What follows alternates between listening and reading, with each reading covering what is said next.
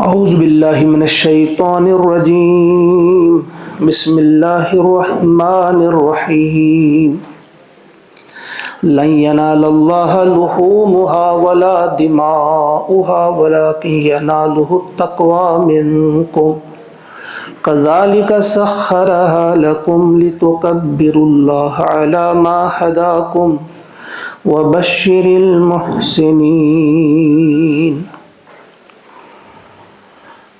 آمنت باللہ صدق اللہ العظیم۔ سورۃ الحج آیت نمبر 40 38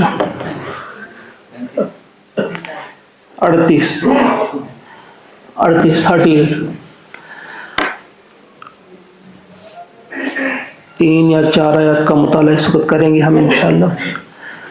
تذکرہ جو چل رہا ہے حج کا، اس کے بعد قربانی کا تذکرہ۔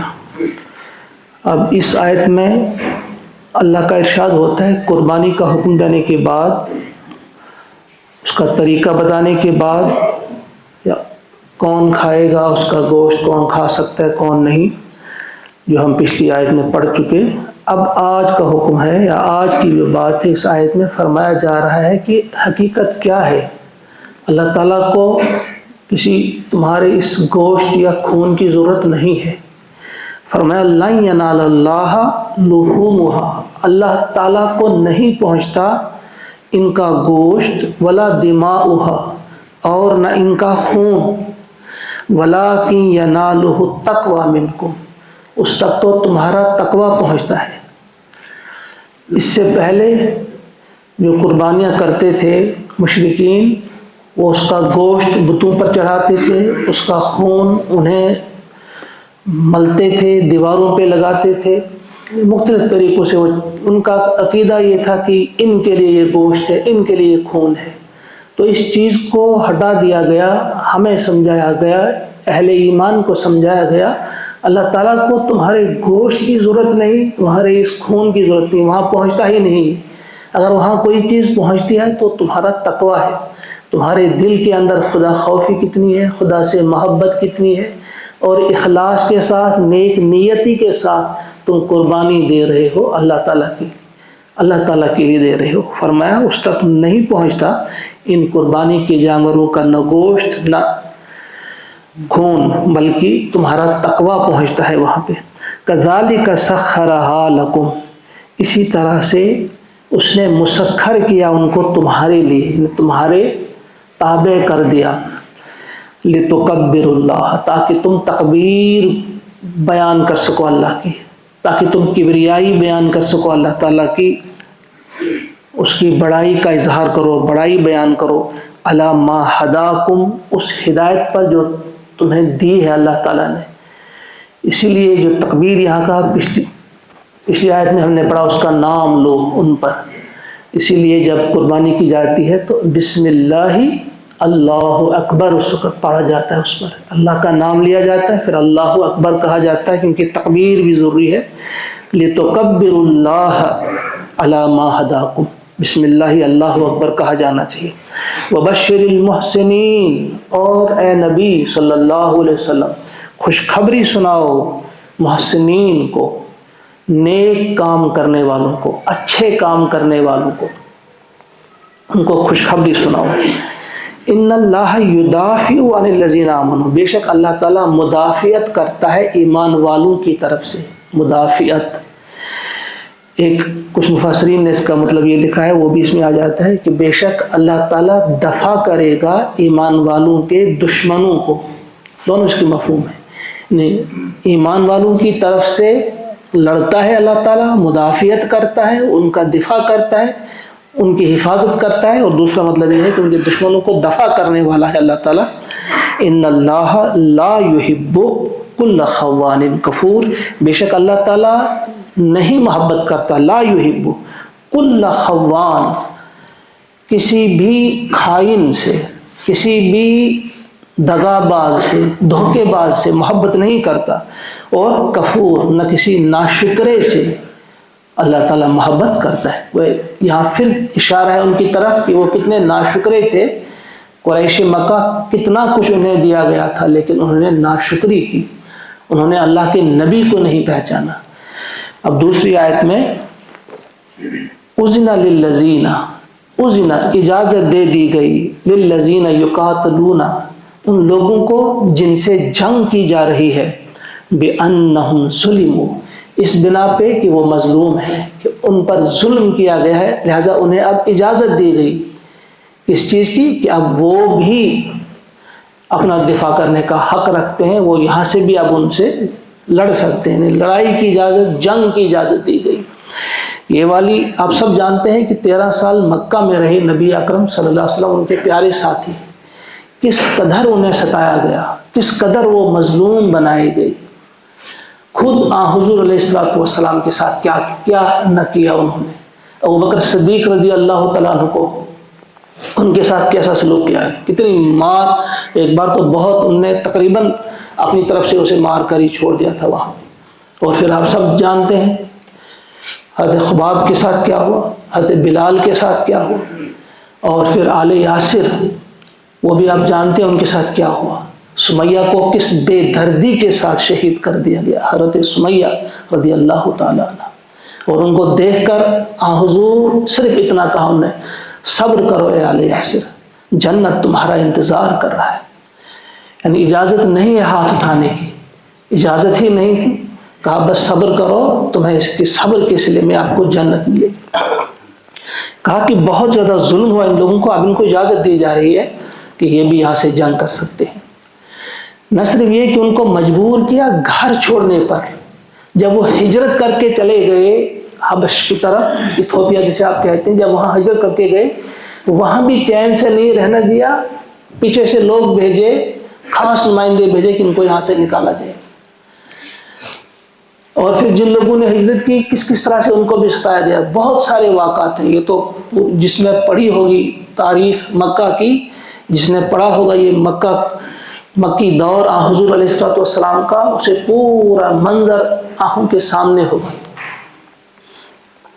مشہور صحابی حضرت صہیب رومی رضی اللہ تعالیٰ مطلب جا رہے تھے ہجرت کرنے، چلو وہاں رہنے نہیں دیتے، اب ہجرت ہی کرنے دیتے. جب وہ جا رہے ان کو پکڑا، کہا تم آئے تھے، تم کنگال تھے، تم غریب تھے، یہاں تم نے کمایا ہے، حالانکہ انہوں نے اپنی محنت سے کمایا تھا. کہا یہ مال لے کر ہم نہیں جانے دیں گے. کہا اچھا اگر مال چاہیے تو میں مال دیتے. تم سب کچھ جو بھی اس کے پاس تھا، بہت کافی مال تھا، اس کو دے دیا. انہی کے لیے حضور علیہ السلام کھڑے ہوئے تھے، استقبال کیا تھا. اور ابھی حل یا ابا یحییٰ، بڑے نفع کا سودا کیا ہے ابو یحییٰ.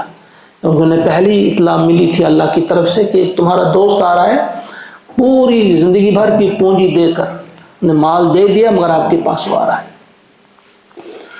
ام سلمہ اور ابو سلمہ وہ ہجرت کر کے جا رہے تھے، دودھ پیتا بچہ چھوٹا ساتھ تھا، ان کو پکڑا.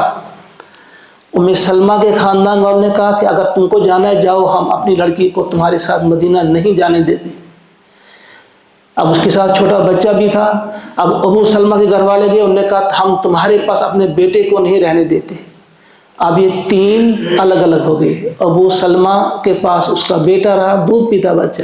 ام سلمہ کے خاندان والوں کے پاس ام سلمہ رہی، اور خود ابو سلمہ مدینہ. 1 سال تک تڑپتی رہی ام سلمہ بچے کو دیکھنے کے لیے، شوہر کو دیکھنے کے لیے. اتنا ظلم تھا. پھر کسی طرح سے 1 سال کے بعد بچہ ملایا گیا. پھر وہ تنہا اس وقت بھی سفر کر، کوئی ساتھ نہیں چلا، وہ تنہا وہاں سے ہجرت کر کے آتی ہے مدینہ کی طرف. یعنی ایسی طویل داستانیں سناتے جائیں گے، ختم نہیں ہوگی کہ کتنا ظلم ان کے ساتھ کیا گیا. لیکن انہیں بالکل منع تھا کہ آپ ہاتھ نہیں اٹھائیں گے. اب ہجرت کے دوران یہ آیت نازل ہوئی ہے. ایک ہجری ذی الحجہ 1 ہجری میں یہ آیت نازل ہوئی، اجازت دی گئی. اور یہاں اس آیت میں صرف اجازت ہے کہ تم بھی اب جنگ کر سکتے ہو، تم بھی لڑ سکتے ہو. لیکن اس کے چند ہی مہینوں بعد 2 ہجری جنگ بدر سے پہلے شعبان میں یا رجب میں وہ والی آیت پھر نازل ہوئی، جس میں حکم دیا گیا باضابطہ، وَقَاتِلُوا فِي سَبِيلِ اللَّهِ الَّذِينَ يُقَاتِلُونَكُمْ. वक़्तुलूहुम हैसु सक़िफ़्तुमूहुम, मुख्तलिफ आयात फिर आई कि अब तुम्हें लड़ना है, फिर हुक्म दिया गया अब उठना है। यहाँ सिर्फ इजाज़त दी कि अब तुम लड़ सकते हो, इस बिना पे कि तुम्हारे साथ जुल्म हुआ है, तुम मजलूम हो। यहाँ जो इस्लाम को कहते हैं ना कि तलवार से फैला, यहाँ समझनी चाहिए उनको ये बात कि अल्लाह ताला ने इजाज़त दी है, लेकिन मजलूम को कितना जुल्म इनके साथ हुआ था, फिर इनको तलवार उठाने की इजाज़त मिली। व इन्नल्लाह अला नस्रिहिम लक़दीर, और फरमाया कि अगर तुम्हें इजाज़त है लेकिन तुम्हें अपने हाल पे नहीं छोड़ रहा है अल्लाह ताला। कमज़ोर थे, कम तादाद में थे, कहा इन्नल्लाह, बेशक अल्लाह ताला, अला नस्रिहिम, उनकी नुसरत पर, उनकी मदद पर, लक़दीर, कुदरत रखता है। यानी अल्लाह ताला को ताकत है कि वो इनकी मदद करे। यानी तुमने अपने पर नहीं, हाँ तुम्हारी ताकत तुम झोंक दो, लेकिन तुम्हारे साथ अब अल्लाह लड़ेगा, अल्लाह होगा तुम्हारे साथ। अल्लज़ीना उखरिजू, ये लोग कौन है जिनको इजाज़त दी जा रही है? अल्लज़ीना उखरिजू, जिनको निकाला गया, मिन दियारिहिम, अपने घरों से, बिगैर हक, बगैर किसी हक के, कोई कसूर उनका नहीं था इसके सिवा। क्या कसूर था? इल्ला अन यकूलू रब्बुना अल्लाह, सिर्फ ये कसूर था उनका, वो कहते थे कि हमारा रब अल्लाह है। बस इस कसूर की बिना पे उनको घरों से निकाला गया। फिर फरमाया वलौला दफ़उल्लाहि नास बाज़हुम बिबाज़, कि अगर अल्लाह ताला बाज लोगों को बाज की तरफ से, बाज लोगों से दफा न करता, यानी जो हटाता है बाज लोगों को बाज लोगों के जरिए, अगर ऐसा न होता, ऐसा करता रहता है परवरदिगार अपनी, उसकी ये सुन्नत रही है, अगर ऐसा न करता तो क्या होता? लहुद्दिमत सवामी, तो ढह दिए जाते सवामी व बियउन व सलवातुन व मसाजिद। तो क्या होता? सवामे, इबादत गाहें, कौन सी इबादत गाहें? खानकाहें जिनको कहते हैं, जिनमें राहिब इबादत करते हैं, उनको ढह दिया जाता। और बियउन किसे कहते हैं? गिरजा घरों को, चर्चेस, और वो भी ढह दिए जाते।